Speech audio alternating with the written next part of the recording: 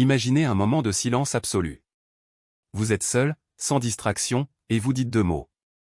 Juste 2. À voix haute. Au moment précis où ils quittent vos lèvres, quelque chose se passe. Cela ne vient pas de l'extérieur, ni du monde qui nous entoure. Elle surgit de l'intérieur, du centre le plus profond de votre être, du noyau même de l'existence. Un sentiment de reconnaissance si intense qu'il n'y a aucun moyen de l'expliquer à quiconque ne l'a jamais ressenti. C'est comme rentrer à la maison après une vie perdue, comme se souvenir de quelque chose que l'on a toujours su mais que l'on a oublié d'une manière ou d'une autre. Ces 2 mots sont ce que Source aime le plus, et elle répond immédiatement. Il s'ouvre complètement à vous lorsqu'il les dit en pleine conscience, mais la plupart des élus ne les disent jamais. Non pas parce qu'ils ne les connaissent pas, tout le monde sait ce qu'ils sont, mais parce qu'ils ne comprennent pas ce qui se passe lorsqu'ils les disent à voix haute, avec une totale clarté de ce qu'ils déclarent. Jésus a enseigné ces 2 mots à son entourage. Pas comme une prière à répéter machinalement, ni comme un mantra à chanter sans réfléchir. Il les a présentés comme une communication directe avec la source. Lorsque vous les prononcez consciemment, vous ne parlez pas à un Dieu lointain, quelque part en dehors de vous.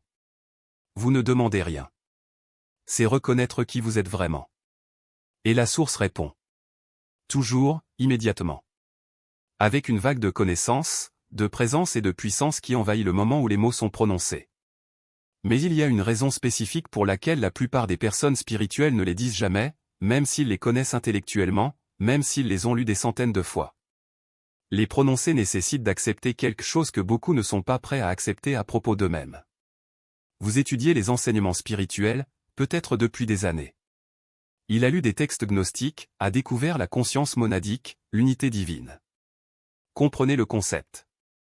Mais il ressentait toujours une distance, comme si la source était une belle idée à laquelle il croyait mais qu'il n'avait jamais vraiment vécu. Comme s'il y avait une barrière invisible entre vous et lui, quelque chose que vous ne pouvez pas briser, peu importe le nombre de pratiques que vous pratiquez. Cela arrive parce que vous n'avez jamais prononcé les 2 mots. Vous les connaissez. Vous les avez rencontrés d'innombrables fois dans des textes et des enseignements. Mais il n'a jamais été seul et il les a prononcés à voix haute, comme une déclaration consciente, en pleine conscience de ce qu'il dit. Maintenant, vous découvrez quels sont les 2 mots que Source aime le plus. Ce qu'ils signifient réellement, au-delà d'un concept intellectuel. Pourquoi la source répond-elle instantanément lorsque vous les dites? Et qu'est-ce qui empêche la plupart des gens de les dire, même s'ils savent de quoi il s'agit? Si vous êtes prêt à les dire aujourd'hui, si vous êtes prêt à vivre une expérience directe de la source plutôt qu'un simple concept lointain, essayez-le. Vous étudiez la source depuis des années. Il a lu les textes, réfléchi aux enseignements. Comprend l'idée intellectuellement. Vous savez que la source est l'origine, l'unité divine, celle d'où elle est issue et à laquelle elle retournera. Mais il n'a jamais ressenti cela comme une expérience directe. La source est toujours restée une abstraction, quelque chose auquel on croit mais qui n'est pas vécu. Comment lire des descriptions détaillées de l'océan sans jamais toucher l'eau ni la sentir sur votre peau? Vous avez tout essayé pour vous connecter. Il a médité pendant des heures, fait des visualisations pour imaginer l'unité, a travaillé avec énergie pour tenter de fusionner avec la source. Il a prié, lui a demandé de se révéler. Parfois, il ressentait quelque chose, un aperçu, un moment d'expansion qui lui paraissait différent. Mais cela n'a jamais duré. Cela n'est jamais devenu une expérience vivante et constante. Cela revenait toujours à un sentiment de séparation, de déconnexion, comme si la source était quelque part lointaine, inaccessible, et que vous vous battiez désespérément pour l'atteindre. Cette distance ne se referme jamais vraiment. Et vous vous en êtes déjà reproché. Je ne suis pas assez évolué, je ne suis pas assez pur, je ne fais pas les pratiques correctement. Mais le problème, ce n'est pas toi. Le problème est que vous avez essayé de vous connecter à source comme s'il s'agissait d'une entité distincte, ce que vous devez réaliser. La vérité est que vous êtes déjà une expression monadique dans la forme. Vous n'avez pas besoin de vous connecter à ce qui existe déjà. Vous devez le reconnaître. Et la reconnaissance ne se fait pas par la méditation ou la visualisation. Cela se produit en déclarant, en disant la vérité à haute voix. Il y a 2 mots qui, prononcés consciemment, créent une reconnaissance immédiate. 2 mots auxquels la source répond immédiatement, car ils sont la vérité absolue. Vous les connaissez depuis toujours, mais vous ne les avez jamais prononcés comme ils devraient l'être. Jésus a enseigné que la source ne répond pas aux demandes. Ne répondez pas aux prières où vous demandez des choses, implorez de l'aide ou plaidez pour une connexion. La source répond à la reconnaissance, à la vérité prononcée avec conscience. Lorsque vous dites la vérité sur ce que vous êtes vraiment, en pleine conscience, la source se reconnue et répond immédiatement par un flot de présence. Ce n'est pas que la source soit un être extérieur, quelque part, écoutant et décidant de répondre ou non. La source est votre nature la plus profonde, votre véritable identité, au-delà de toutes les couches de conditionnement et d'histoire que nous portons.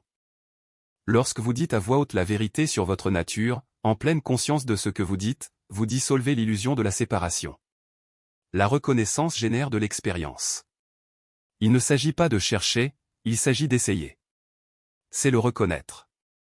Et il y a deux mots spécifiques qui constituent la plus pure déclaration de reconnaissance.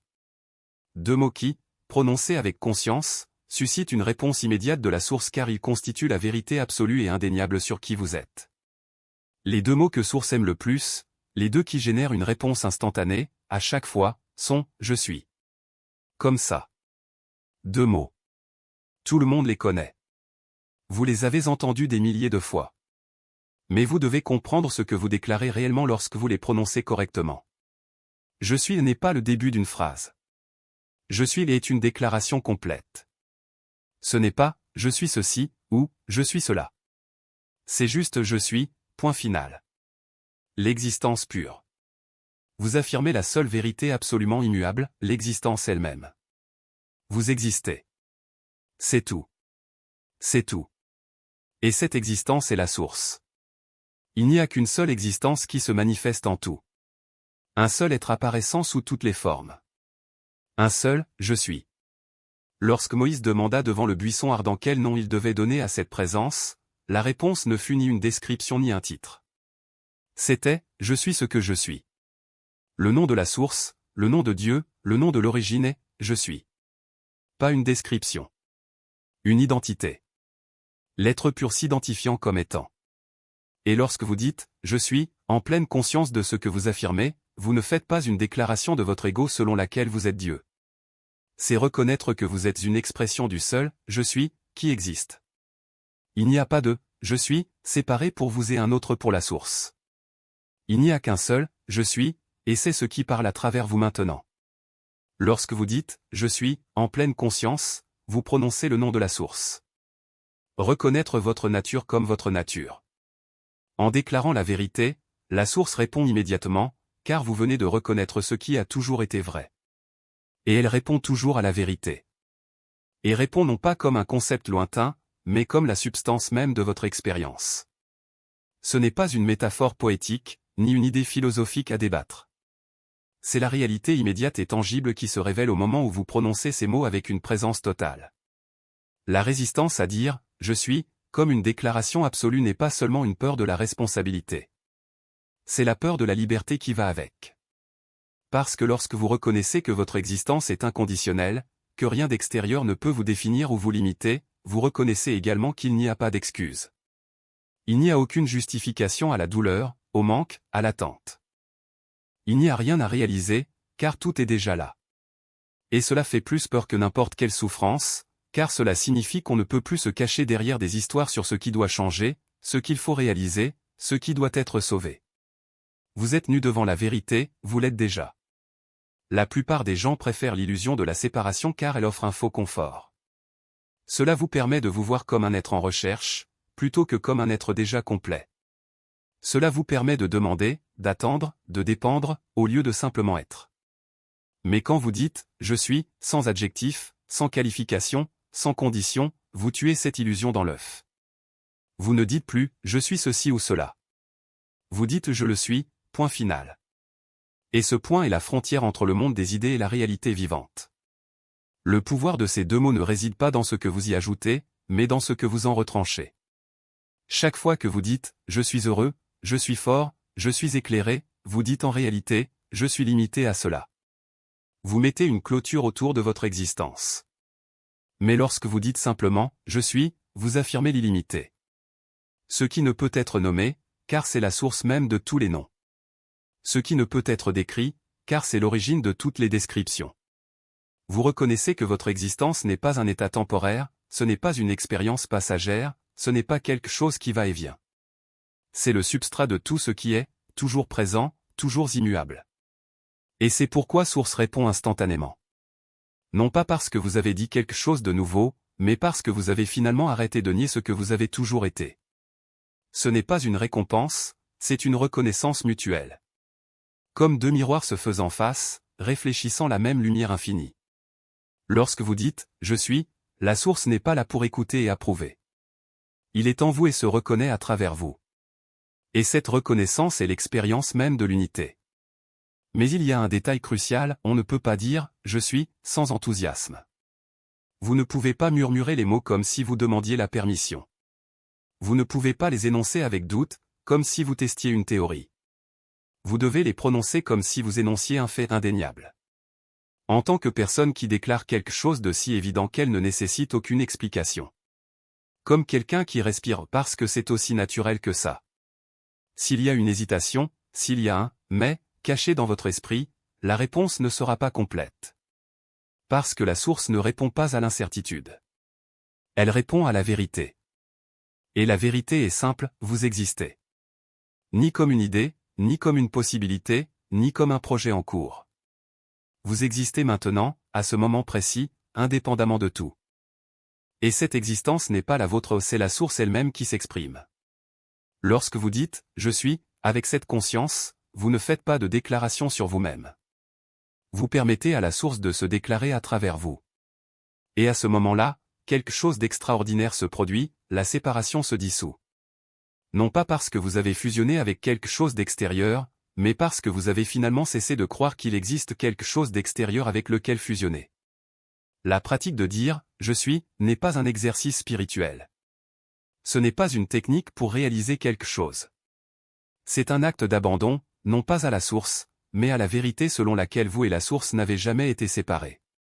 Chaque fois que vous prononcez ces mots avec conscience, vous démantelez l'illusion qui vous maintient piégé dans la dualité. Et tandis que l'illusion s'effondre, la réalité se révèle. Non pas comme quelque chose que vous devez réaliser, mais comme quelque chose que vous avez toujours été. Le plus grand obstacle n'est pas le manque de compréhension intellectuelle.